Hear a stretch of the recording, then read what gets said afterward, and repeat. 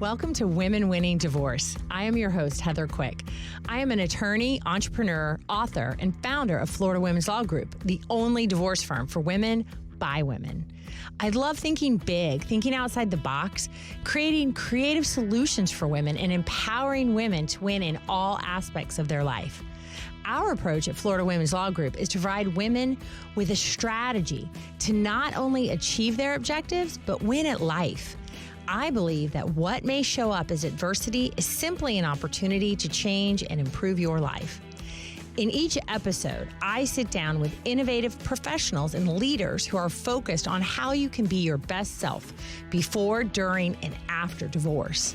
In these conversations, we are looking at how women can win at life. I have the unique opportunity to meet women when they are at a transition period of life. But that is only the beginning to becoming your best self and winning at life on your terms. With our guests, we enjoy the opportunity to explore ways all women can win and enhance their life, no matter where they are in their journey. Because divorce is just a point in life, not the end and not what defines you, rather a catalyst for your growth.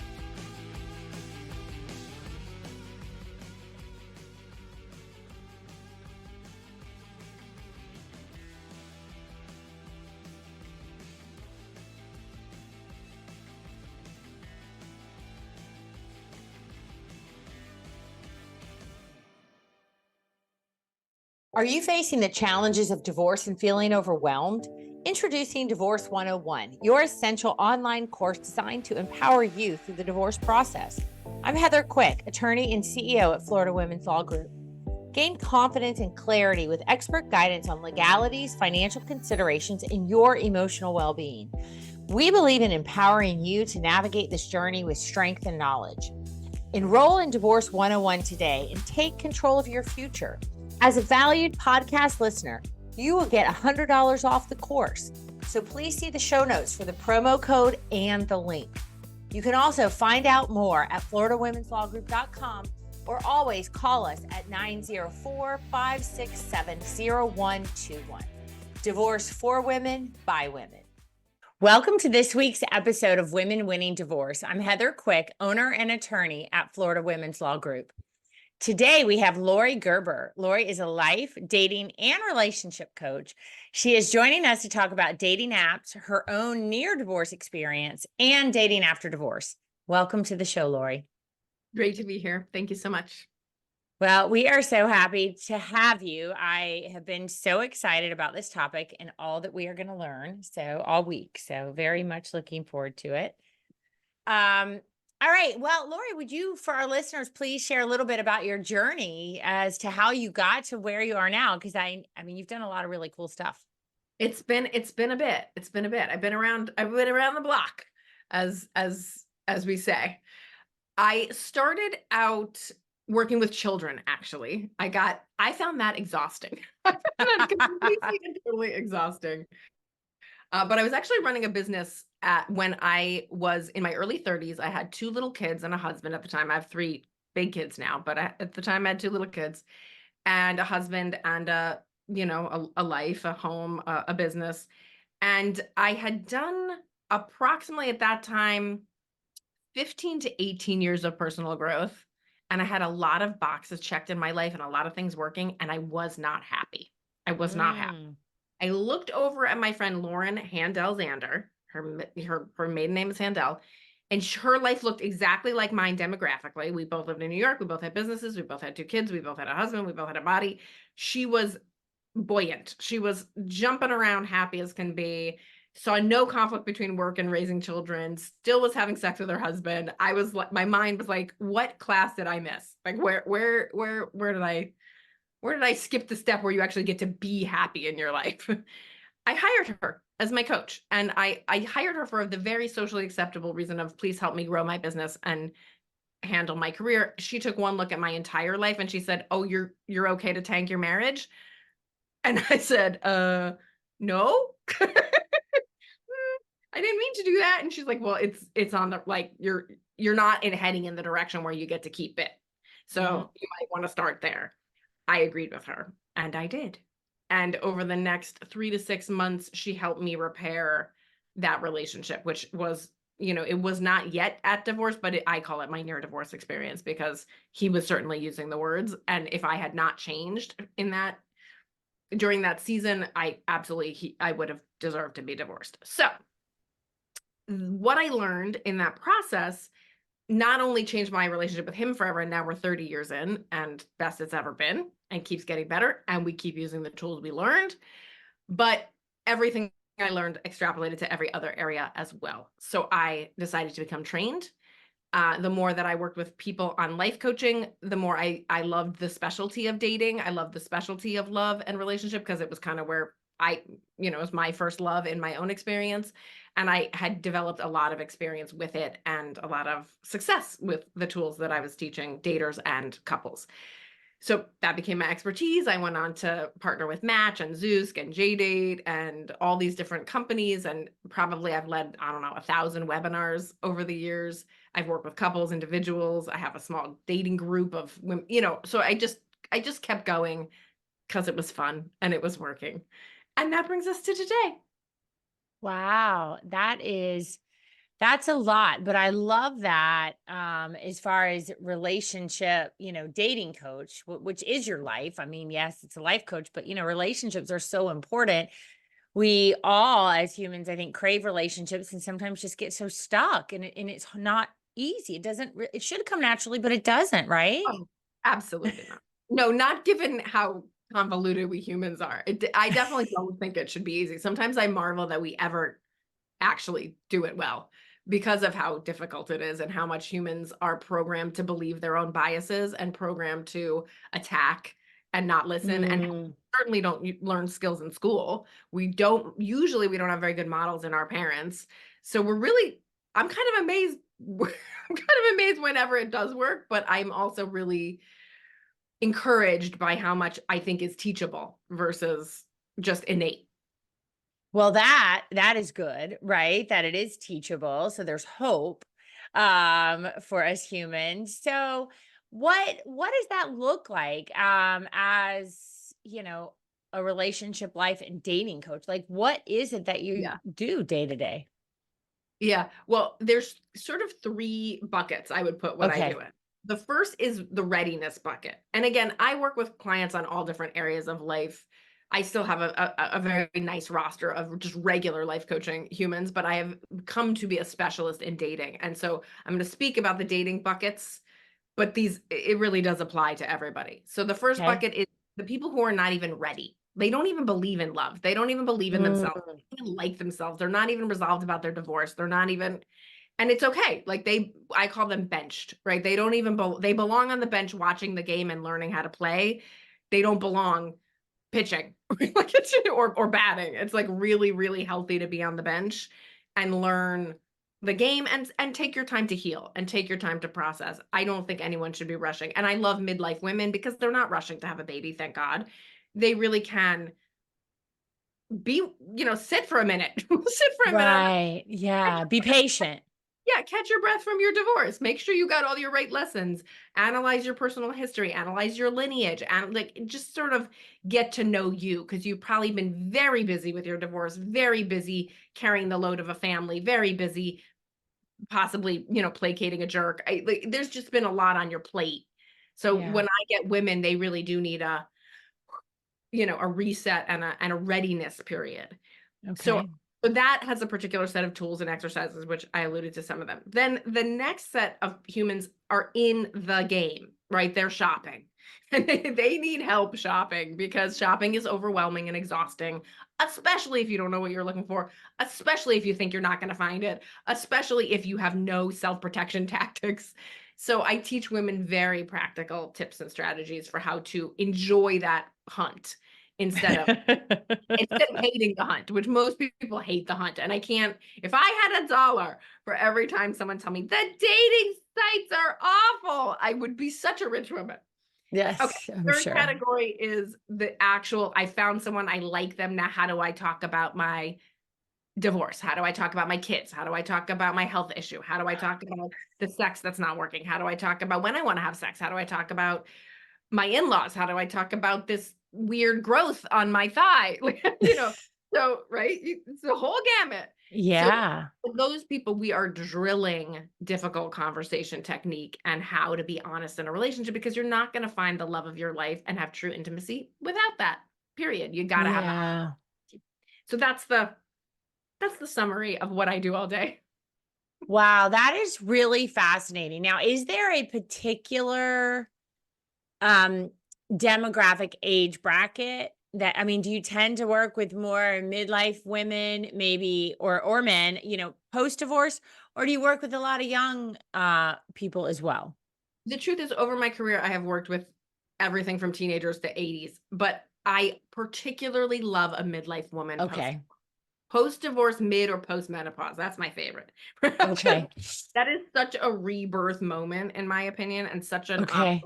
time for a woman to finally focus on herself and finally do her work and finally figure out what she wants and finally hunt for fun and then finally find the love of their life. That to me, that's my favorite. But Okay. I'm open-minded. That just happens to be my current favorite. Okay, that's great to know because I have a feeling that could be most of our listeners, right?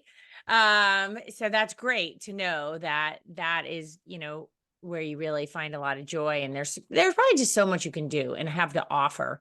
Like you said, in that rebirth, and just, somebody really looking to start over, and they want to grow and they want to have a different experience this time around. You can help them learn how to do that, right? Rather than just repeat the same pattern. Right. And we are in a moment in history too. Like I really just want to give hope to women in their, 40s, 50s, and 60s. We're in a moment in history we've never been in before. We've never been here before in the United States where women don't need men. Like we've just never been, like you weren't there when you were 20 because 50 Yeah. 30 years ago, you did need a man. You did need a sperm. You did need a person to, bring in an income. Like you kind of did if you wanted the quote unquote American dream, and you don't anymore. So you have Mhm. no neural pathways developed to understand the position you're in right now, but it's really a good position. It's way better than where you were before. And I don't think, I think women just get overwhelmed. They're bedraggled by their divorce. They're overwhelmed by dating sites and the prospect of sharing a life. And a lot of times they're like, do I even want to? Like that was kind of hell. Do I even want to? And that's a Right. really good, honest question to ask yourself. Do the pros outweigh the cons?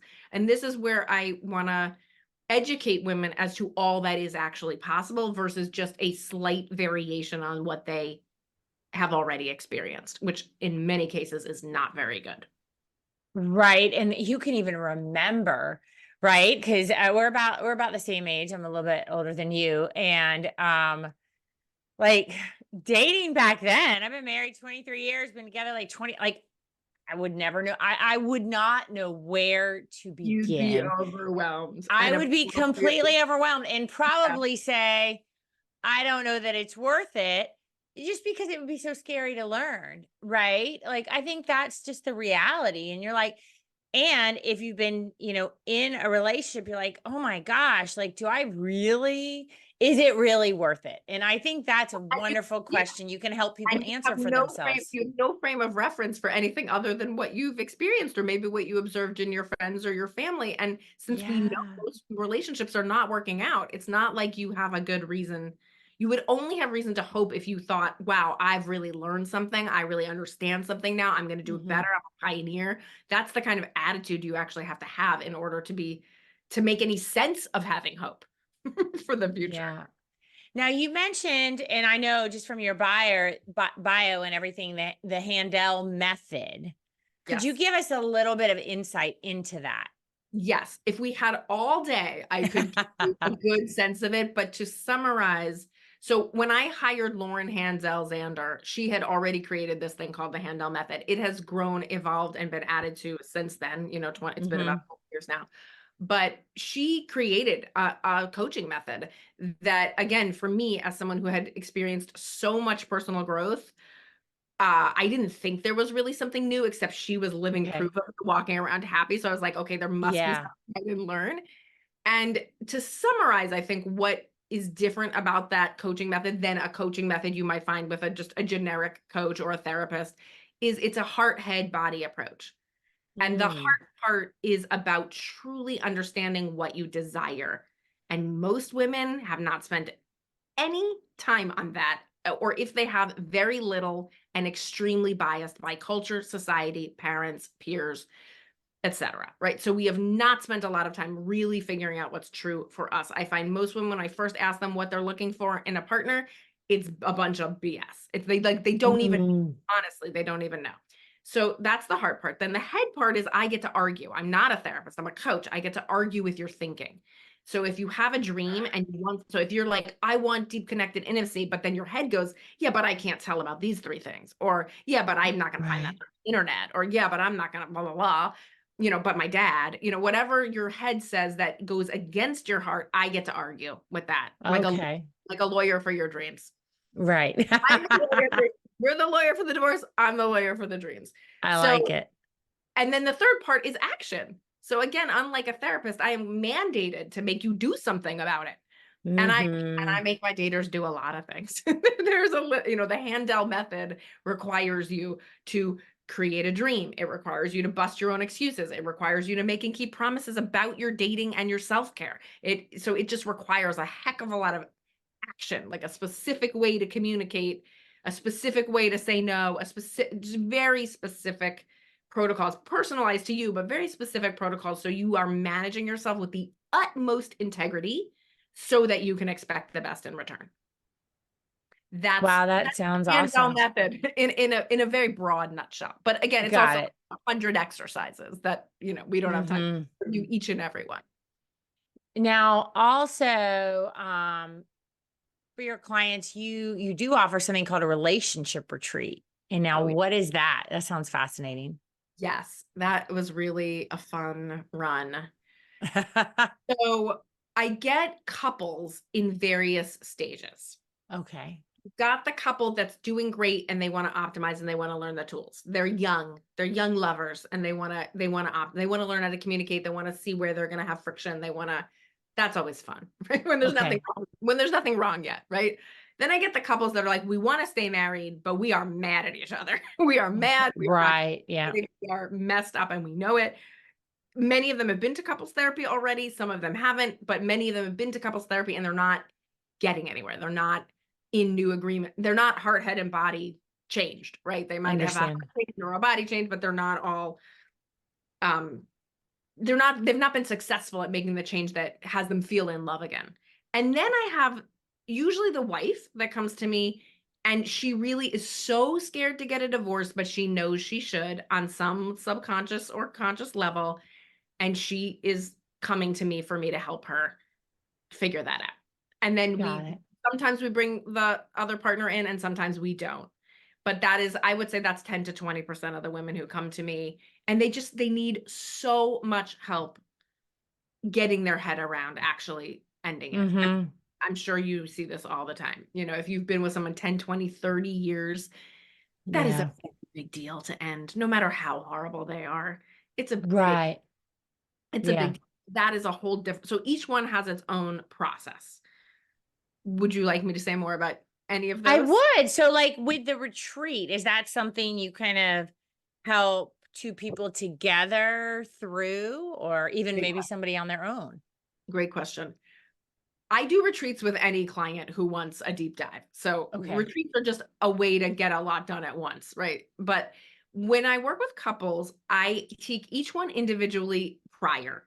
And why I Hmm. take them individually prior is, number one, I have to get to know everything about them. I have to understand what ticks. I have to understand, sorry, how they tick, what their dreams are, what they want, what their negative traits are, what their family history is. What I need to understand the magic or the misery of these two souls, bringing their lives together. So I treat them individually because I need to know that much in order to deliver my goods.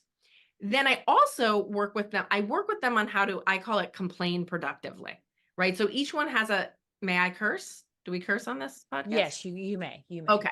Each one has a shit list on each other. Okay. It's not such an awful curse. Okay. So each one has a shit list on each other, and that they have been unproductively complaining about, or internally complaining about and not complaining out loud. So I have a lot of work to do teaching a human how to complain in a way that can be heard, and how to listen to someone else's complaint without taking it personally. So I Hmm. do a lot of work with them individually, and I won't bring them together until I'm clear that each of them deserves each other. and that each of them can handle, handle an adult conversation where we're going to try to move things forward. And how we're going to try to move things forward is heart, head, and body. We're going to try to reconnect emotionally. We're going to try to align on our principles and values and what we think would work in the relationship. And then we're going to hold ourselves to account for taking the right action. So if you need a date night once a week, you're going to do that. If you need to stop, sleep in the other room because your snoring's too loud, you're going to do that. If you need to start having sex again, you're going to do that. If you need to agree on certain parenting protocols. So they walk away with real physical, I call it kind of like a Bible. Like, this is the Bible for your relationship. These are the values, the beliefs, the actions, and the promises of a healthy marriage for you two. But I don't bring them together until I think I can get that done. And then there is a whole bunch of principles, right? A re-education on philosophy of what a marriage is. And then going through literally every single thing so that we never have to bring it up again. Every conflict, every haunting, every hurt, every betrayal gets sorted for once and the last time ever. And if it can't be put to bed, sometimes it's, listen, this is irreconcilable. And now at least at least you can agree, children, this thing was irreconcilable. Sorry, we tried. Yeah. And we forgave everything. We understood everything, but I couldn't forgive that. Or we just couldn't come together because I wanted to be a Mormon in Utah and she wanted to sell handbags in New York. Right. We couldn't. Sorry. Right. There was just no way. The worst thing can happen is they have a story they can tell their children that makes sense. Well, and I think that gives, because that's a lot of what, when we see women often in the divorce office, there's a myriad of reasons as to why they have come in, to really just, have a consultation strategy, figure that out. And a lot of times, somebody told me I need to do this, but, as I'm sure and our listeners, it takes years and years and years to get there, to actually pick up the phone, make an appointment, and then show up with something this monumental as divorce. So there's a lot that has been weighing on them. And, very often that is something I have heard for women from years, but I don't know, right? Like, do I do this? And that's the one thing we really can't answer for them. It's like, you really have to decide, and when have you done enough? Right? Or when have the two of you done enough? Right. And that's something that's difficult to answer from the outside in. So I think what you offer there at least is like, they know they did. They really tried to get through it. It's a beautiful thing, really. And I think it's very comforting to people to understand that I will leave no stone unturned. If it is salvageable, we will salvage it. Yeah. But I also tell my clients, as soon as I figure out it's irreconcilable and you guys don't appreciate my opinion, you're fired. Like, I'm not keeping a client where one wants to stay and one wants to go. And that is a disaster, right? That's a disaster. I've done it and it's awful. Or they both want to stay, but they're not going to reconcile their differences. They're just going to hate each other. Bye. Good luck with that. I can't coach that. I can coach two people who want to fix it and are coachable. And I can coach two people who get it, that they're not fixable and want to have an amicable breakup. I cannot do anything other than that. But if you're someone who's like, I'm really not sure this is really worth it, the love outweighs the pain, and I want to leave no stone unturned, you will leave my process with no stone unturned. You're also going to have someone, obviously a lawyer has a very different role and a therapist has a very different role. My role is to tell you the truth and help you tell the truth. So I do that hard job of going, you should leave him. And let me just tell you, nobody likes it. Right? Nobody's like, when's my next session? Nobody. Nobody. I always get the worst flack. And then I only get the thank yous a year after the break. Later. And then I go, like, so grateful. And I have a list of women so grateful that I told them to go. But when I told them to go, they did not like me very much. I was not their bestie at all. And I have a woman right now. I've been working on her to leave for a year, maybe two. And at this point, I'm like, okay, well, maybe when the kids are out of the house, like, what can I get? I know. Right. Exactly. Yeah. How long do I have to wait for you to be happy? So yes, your point, it is a process. It's an individual process. And I And again, I think I am comforting to women by telling them we'll do everything on your side of the street. But if everything Right. Yeah. on the street doesn't work and he's not joining in, there's an obvious answer. You just don't want to see it. And Correct. then I just have to wait and be the bad guy. Mm-hmm. I've Now, never, ever regretted telling someone to leave. Ever. yeah, no, I am sure that you have not. And it's just maybe not what they want to hear right then, but then like you said, they are grateful when they've moved into acceptance and taken action on that. And I want to tell the stories, right? Like I'm sure you do on your podcast. I just want to tell the stories of what a woman sounds like when they finally are with a man who listens to them or who cares about how Yeah, they're dead, exactly. does what they say, or who isn't an alcoholic or a narcissist. It's like these are new women. They are starting a new life with a whole new set of resources and delights. And they really didn't know it was even possible. They really didn't. Yeah, that's the beautiful thing. They It's didn't. beautiful. It's So, so, and people don't, you can't see it until, just like I couldn't see what was right. possible in my marriage. I couldn't until a coach was like, hello, Mm-hmm. have you noticed, like, are you present to the alternative? Do you want a divorce? And then, I could see the difference. So I'm here to tell people I've seen the difference. You're very different before, during, and after. There are 3 different women before, during, and after. 3 totally different women, and you're gonna really like that 3rd woman. You're gonna really like, Mm-hmm. you're gonna wonder how you ever didn't live as her. Now that leads into my next question that I know is again probably more than one day episode, but how do you not lose yourself in your marriage or as a mother? Hmm. Because I think That is a that good question. it's a good question, right? I want to know. Everybody wants to I know. have so many answers to that question. I'll just go off the top of my head. Okay. Uh, Notice what your mother did Okay. and see if you'd like to repeat that. Mm. Unfortunately, that shit is hardwired.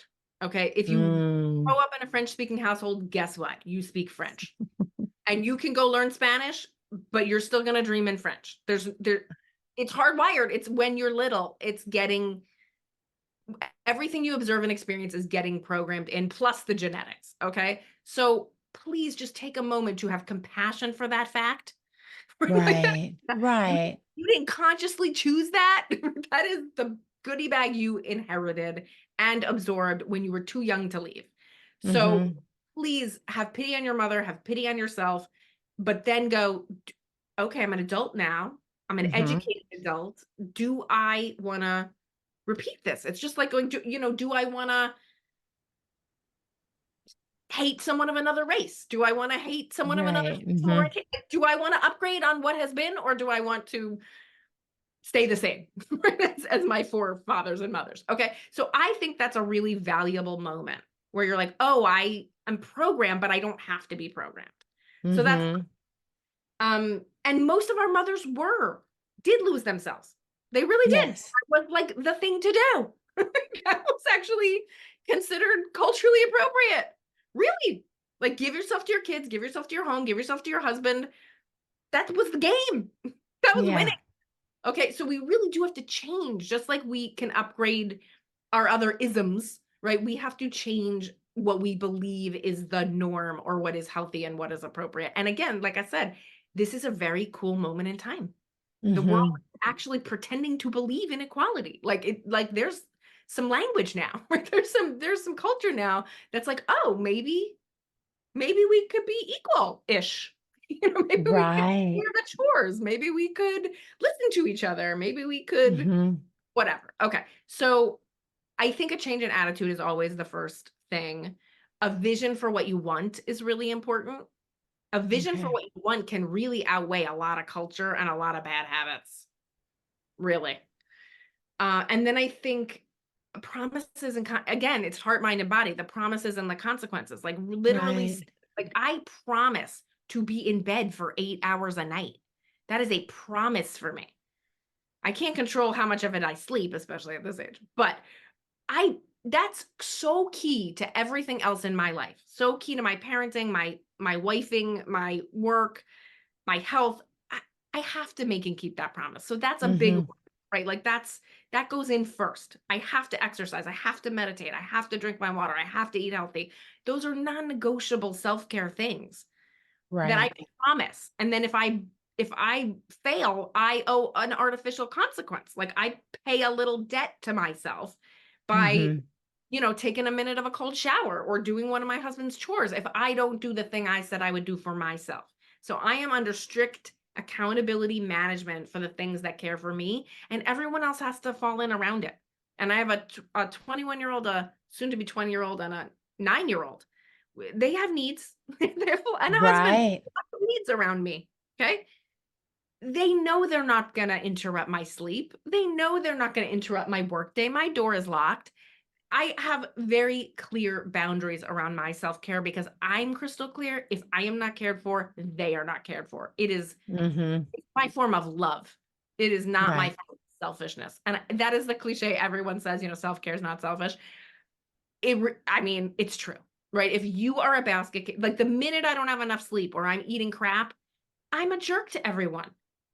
And I don't Right. care how many school performances I show up to. If I'm a jerk, I'm scarring my kids. Yeah. They Right. don't, and they, honest to God, they don't. I know from working with grown-ups, they don't remember that I showed up to the performance. They remember that I yelled. They remember that I lost my shit. They Yep. remember that I was exhausted all the time. They remember that I had a headache all the time. And guess what? Then they grow up to be exhausted and have headaches all the time. Yikes! Whoops. Right. Well, and the self-care, I really appreciate how you address that because it is not getting your nails and hair done and massages. Like that's great, but you need to sleep. You need to hydrate. You need to, if Fun you done need to that. work, right? If you need to have quiet time, you've Yes. got to have your space. And those boundaries are the ones that we let get run over more often because we don't create clear boundaries. And, probably when, you created those non-negotiables, then you have to let them know, right? I'm going to bed at 9 o'clock. So if you need help with your homework, you got to do it before then. We're not doing this at 9:30 at night. That needs to happen earlier. And honestly, it's the hardest thing. It's the Yeah. hardest thing to stick to your boundaries and give consequences. But what I've learned, especially from watching my husband at it, who's better at it, you don't have to do it that many times. You know the analogy of if you put fleas in a cup and you put a lid on the cup, they hit the lid a few times and then they stop trying to jump because Okay. and then you could take the lid off and the fleas will stay in the cup. Okay. Like as soon as my kid know I'm not available after 9, they only have to come and try twice or 3 times and have me hold the line, which is so hard as a mother. Right? I'm just like, "They need me." Right. Then they stop. And that's so hard. That's like, you remember from sleep training your kid to, getting your kid to leave you in kindergarten to dropping them off at to each and every milestone, you are teaching with every single opportunity. You're teaching them Mhm. to expect from you and what they could expect from themselves. Right? You're teaching Right. them they are dependent on you, and that's not what you want to teach them. You want Mhm. and that they have got it handled, and you also want to teach them to take the natural consequences of their choices. So if they don't get a project done, it's okay. Yeah. And if your husband doesn't get you to talk to at 11 o'clock at night, it's okay. He can find a friend. He can like everyone's very resourceful once they understand what they can and can't have, right? The fleas Yeah. make a wonderful life inside the cup. It's just they understand and they adjust. And that is, oh my gosh, just such an important universal truth. And here's another point on that subject. Your children will adjust to your divorce. Your ex will adjust to your divorce. They will adjust. It will be hard. It will be a thing, Mhm. but you will adjust and they will adjust and your partner will adjust. And to assume that it will be worse is just bad logic. It's not statistically accurate. Mhm. Yeah, we do. I think we underestimate everybody's ability to adapt and conform to things, and it is possible, and I think that's an area where I think women, we have a false sense of control of everything, and though they all need me to do this, it's like, well, Maybe they do, maybe they don't. Maybe they need to learn to not need you. I mean, we're not talking about infants, right? We're just talking about like as, but even with an infant, your husband can learn to do what is necessary. There's no reason he cannot. Human beings are natural problem solvers. We want to learn, we want to solve problems. And if we have an easy way, we'll take the easy way. Oh, a tantrum gets me candy? Cool, not a problem. And that goes for adults too. Right. But if Yes. that way doesn't work, we will find another way. We'll find a way to love healthy food. We'll find a way to solve our problem. It is our natural God-given ability. Right. Absolutely. Now, okay. So that was so helpful because I really felt like those were some things we needed to know, me and our listeners. But now I really do want to get into the dating part because what is the biggest challenge that women face when it's like, how do I get, back into dating? Well, that's so funny because I recently brainstormed a list and there were about 35 things on the list. Oh, So my. Okay. Well, good. We got and some by the way, content. I do have a free quiz on my website, lauriegerber.com, and the quiz is, are you ready to date like you mean it? And it addresses a good Oh, portion of those things in the form of, did you handle this? Did you handle this? Did you handle this? And so you get a score on the scale of 1 to 100, just like a test in school. And you'll see if you get an A, B, C, D, F, how ready are you? Right. So I'm not going to lay out every step, but you can right. take that quiz and get a much better idea of what I think all the factors are. But what I would, if I had to summarize the biggest obstacle, it's your mindset. And when I interview women at the beginning of coaching them, I get the download of all of the BS they've been listening to in their own head for so long and been collecting from their friends and from articles. Like everyone's got a Right. on why the sites suck and why they suck and why men suck and why their town sucks and what. So I have a lot of work to do, just slashing and burning all that garbage to get to like, oh, there's millions of single men who are looking for long-term committed relationships. You only need to find one. Could we just now start to try? Like, can we just get in there now, believing it's possible? That's really the biggest hump, right? That really is the biggest hump. And then the strategies and the tactics are kind of like school, like you got to learn it and you got to practice it and it's awkward, but it works. But that mindset shift where you're like, oh, it's me, I'm going to make this happen. I call it the click. That's the hardest part. Okay. Okay. Now, okay. So it's just, we gotta dive right in. Cause like, what do you do? Right. I mean, I know you know a lot about the apps, but like I can, and it's interesting within our office, 30 women, a lot of different age variation and, marital, single, whatever. So you hear things. So we have, older women who may want to date, younger women who are dating. And, so they listen to that and they're like, oh, the apps, what would I do? Right. Because I think there's a belief that that's the way you got to do it. And I don't know if that's true or not. And I think it probably is maybe the easiest way to get back into it, right? Let me address that topic. First of all, Good. don't listen to anyone. But first of all, my coaching is, don't listen to anyone unless you love their opinion and you admire their life. Okay. If you admire Ooh, I their like life, that. you love their opinion, you can listen. And that goes for news outlets, blogs, vlogs, content online, and people in your life. Hmm.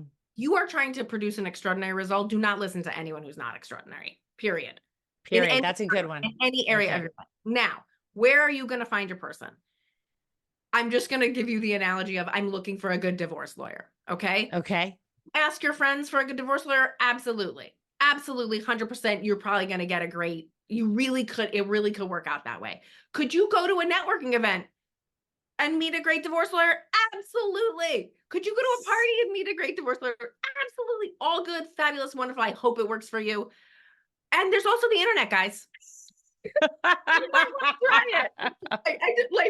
I don't know. Do you want a bunch of choices where you can like find out who they are, where they're located, what kind of law they practice, how many, people they've helped, how long they've been in business? I don't know. Does that help? Yeah. ugh, humans. Why not do all of it, right? When you have the click, you want to do all of it, right? Like when I had the click Yeah. eating healthy food, I was like, oh, I want to try all the healthy food. I wasn't like, oh, now I'm only going to eat string beans, right? Like, Uh-huh. Right. once you get with the program, it's just which sites are best for me and how do I work them to my advantage. And it's the same as with business marketing. Mm-hmm. They're apps, they have algorithms, they're in a business. Okay. Yes, there are pitfalls to working with businesses, but grow up. You work with businesses all day. You can handle it. You can learn it. You can figure it out and do it. I'm not saying it's easy, but it's doable and it's worth it for the dream of love. Right. Right. And so and I think that's good. Like research them, right? Right. Because you can find out about the different apps online, I'm sure. And maybe, I Of know course, they cater to different people. 100%. And people don't even realize there are new sites coming alive all the time. And there are more and more niche sites being created. So if you have Mhm. a kink, or you have an STD, or you have a religion, or or you're widow, whatever, there's a site for you because everyone's on the sites. It's like you could go to a store and buy something. People still do, but almost every human is shopping online because that's where we are in human society. So if you want to know where Right. people are, that's where they are. Could you also meet them in real life? Of course. But they're on the site, making their goods available and giving you a relatively accurate, more or less, concept of what Uh-huh. they're offering. It's very helpful. If you would have interviewed women 20 years ago and said, would you like this? Would you like to do it all in your pajamas at home with a glass of wine instead of going out every night and putting on makeup and going to a smoky bar? I bet you a bunch of women would have thought you were lucky to have the internet working for you. But now that we have it, it sucks. It stinks. I got scammed once. My friend got scammed once. It's not a reason to throw the baby out with the bathwater. Exactly. So let's talk about like, for our listeners and, what are some things that maybe, I don't know if we want to, I mean, everybody has in their own head that the misconceptions about dating apps or everybody's lying, but, really is that Yes, okay? There's going to be a person, everybody is, well, okay, there we go. So then just accept everybody, it. not everybody. There is a group of stickler humans that's like, I'm not gonna lie, right? It's a small group. I'm one of them. It's a very small group. I'm not. Okay. I'm not a big tribe. Most people are lying or misrepresenting. Misrepresenting. So I Yes. can just tell everyone right now: if you think people are lying, you're right. Breathe it in, breathe it out. It's okay. So is everybody lying Yeah. online everywhere, right? Do you think the ads are real too? Like, do you think that thing is exactly what you think you bought? No. So Yeah. come to grips with the fact that humans lie, including you. We all do. I did a study on this. You can watch my TEDx talk. It's on my website. I did a whole TEDx talk about lying. We do it at least 11 times a day. It's innate. If you've ever watched a 1-year-old pretend like they didn't do the thing they just did, you understand that lying is not a moral thing. It is literally part of being human. Yes. Okay. It doesn't mean you can't stop it. Right. But we do it. And you do need to come to a certain amount of understanding, acceptance, and humility about that fact. Then become what I consider to be a pioneer of honest communication. Ooh. So the reason I make all my clients do a video chat before they meet someone live is because it rules out a lot of the lying. Yeah. You can see how much hair they have now. You can see what they weigh now. If you make them stand up, you can kind of get a sense how tall they actually are. You can see if they really are available, if where they are. Like you just learn a lot about someone going, and I'm going to give you the exact language here. It's been really fun chatting with you. You seem like a great person. I feel like we're really connecting. Would you mind hopping on a 10-minute video chat with me so we can see if we have real chemistry? How's Tuesday? That's it. After you've had a good text banter, you've studied their profile, they've studied yours, you seem to be connecting as actual humans in the texting. That is the next step. A week to 2 weeks after you started, not 2 months later, not the day after. Okay. A week to 2 weeks later, you do that reach out, you look them in the eye. that is their chance to go, I'm actually 65, or I'm actually living at home, or I'm actually taking care of my dying mother, or I'm actually don't have a job right now, or I actually have this whatever. That's their chance to tell you they lied on their profile. If they tell you and it's your chance to tell them you lied too. And then you see, is there enough chemistry here? Do we like each other enough to forgive that and move on and establish a culture of honesty in our relationship? If they don't, if you find out later, right, or there's like a series of lies, then you have that category of human that likes to be a player and likes to lie. Most of us are not looking for that. Most of us have tried that already. We are now looking for the good guys, which is a subset. It's just a type. Okay, we have to learn to be attracted to that type. But the video chat is great at ruling out and learning about what people lie about. But men lie about their height and their age, and women lie about it with their pictures and their age too, right? Like, so yes, everyone is lying. I wouldn't blame it on any particular gender. I wouldn't be offended by it. I would seek to get the truth on that first video chat and proceed depending on how you feel about it. Does that address lying well enough? I think so. And I think that just really, it normalizes it. It brings us back to like, okay, guys, this is just what's going on. Move past it. Don't let it keep you from exploring what's out there. I mean, you literally move past it every day when you look at ads.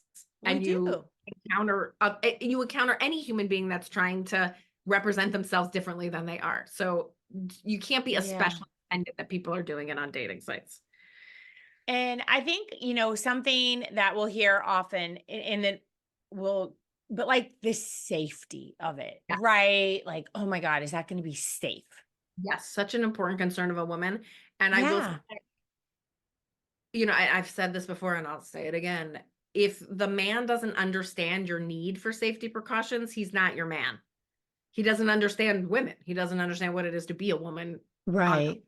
So that's a great way to weed a guy out, right? If he's like, why won't you give me your number? Or why won't you give me your last name? Or why won't you meet me at my house? I'm a woman. That's why. I'm sorry that our culture is such that I still have to fear you. But, until I get to know you, I'm going to protect myself. And if you're my guy, you're going to cheer me on for that. A good guy wants a woman to be safe, period.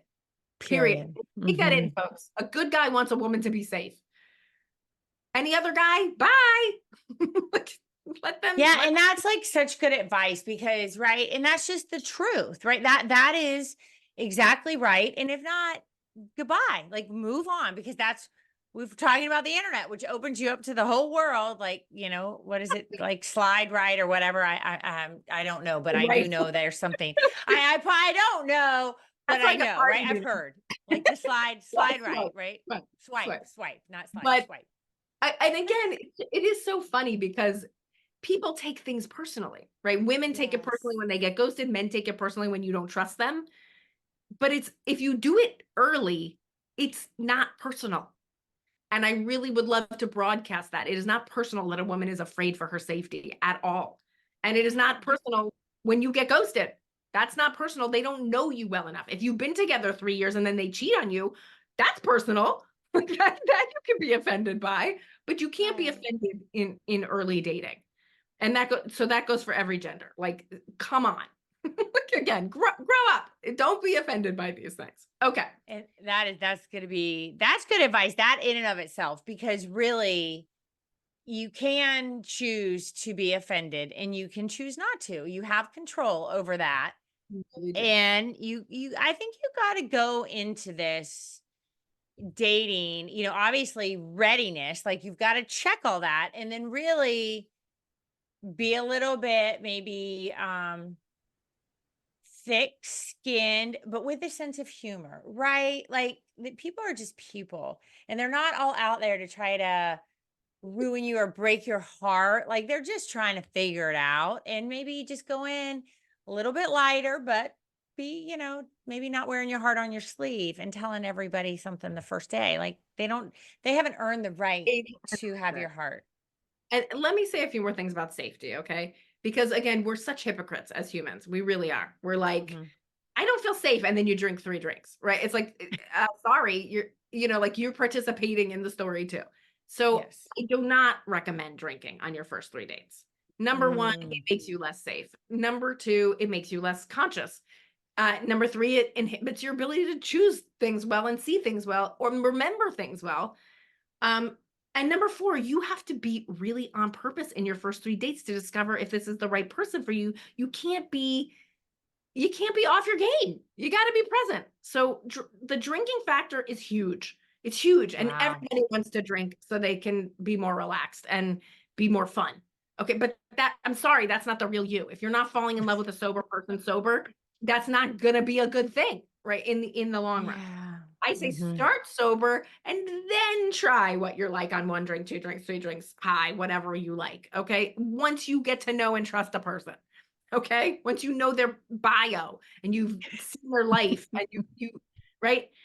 Number 2, if it smells fishy, it's fishy, right? If Yeah. it doesn't look like a real person, if they disappear, if they won't do a video chat with you, if you can't find them anywhere on the internet, trust your instincts. If it doesn't seem right, it's not right. Obviously, if they ask you for money. I was waiting for that one. I have watched those. I have thinking watched about those. Yes. If they ask you for know, money. So, and again, a lot of people, I have to say this, a lot of people are online because they're lonely and they're not looking for a long-term relationship. They are looking for pen pals. They are looking for someone to, and they'll even take you to dinner to talk to you about it. You can tell that stuff. You can figure that out. And our problem is we don't see what we don't want to see and we don't hear what we don't want to hear. So we have to be sober, eyes wide open, clear on what we want so we can see when there's a discrepancy. And I believe in a background check too. I have no problem with a background check.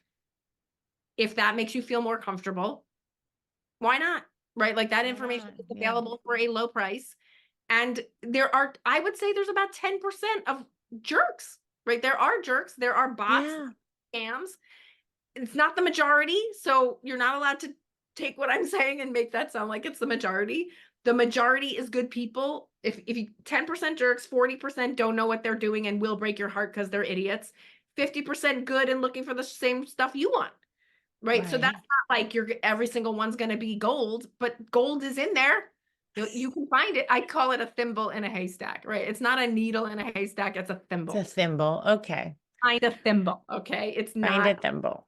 Go through the hay. It's in there. You can see it with your eyes, even without glasses. You can find a thimble, but it's honest work and you have to do the work. You have to be smart and take care of yourself because that's what you want to project. That's what you want to attract. You want to attract someone who's smart and takes care of themselves. Yes. And respects that. So I think that's the basics on, don't meet in the home, meet in public, go for a walk, sit for a coffee. Don't meet in anyone's home until you're ready to have sex, honestly. And I wouldn't recommend having sex unless you're monogamous. If you're looking for your, so some quick safety tips. Those were awesome. Those are awesome. And, as we're winding down, Laurie, before we go, can you impart on our listeners what you have learned about women and their resilience through your career? Humans are incredible. Like as shitty and hypocritical as we are is also how amazing we are. And I'm so inspired by my clients every day because they turn around stuff. I mean, I'm sure you hear the stories too, being abused by their own fathers, being neglected by their own parents, being, literally robbed of their dignity and often of their money and on and on and on. And there is that human spirit that just still wants love and believes in loves and knows that love's the most important thing and it won't die. It just keeps for the next evolution. And so I'm so inspired by my clients who heal that stuff and work through that stuff to believe in love again, because I do think it's the most important thing. That's awesome. Yeah. So that was all to say, I think women are extremely resilient. And if you want to heal, you will. If you want to, you will. That's right. I believe that, right? If you want it, you can do it. You just maybe not know the tools. So you need to get help finding the tools. But lastly, Laurie, where can our listeners find you for more information? LaurieGerber.com is the most central location, LaurieGerber, just like the baby food. And there are many free resources like the quiz, for example, a master, just lots and lots of stuff to just kind of dive in and learn more about this methodology. And you'll also find my private coaching, my group coaching, my digital course, all of that other good stuff. So awesome. Well, we've reached the end of our show today. Thank you so much, Laurie Gerber, for joining us today. Just to discuss so much about humans and dating. And I really appreciate having you on our show. I know our listeners just have received so much value from what you had to say today. Thank you. And listeners, if you or someone you know is going through a divorce or is thinking about a divorce in the Northeast Florida area, please reach out to us at floridawomensLawGroup.com or join our Facebook group, Women Winning Divorce, where we have created a community of women and have positive and supportive conversations. Also, you will find the links in the episode description below for all of the things that Laurie and I discussed. And if you enjoyed the show, we truly appreciate a 5-star review to help other women going through similar challenges find us. Thank you all for listening and have a great day. Thank you for joining me for this episode of Women Winning Divorce. My goal is to elevate your life and the way you are thinking so that you are best equipped to win at life. If you enjoy the show, please subscribe so you automatically get my new shows every week. And I would love to hear from you personally. Come join the conversation on social and join our Facebook group, Women Winning Divorce. We welcome your comments and suggestions. We want to bring you content that helps move your life forward. Women Winning Divorce is the place for an elevated conversation on how women can thrive during times of adversity in order to live their best life.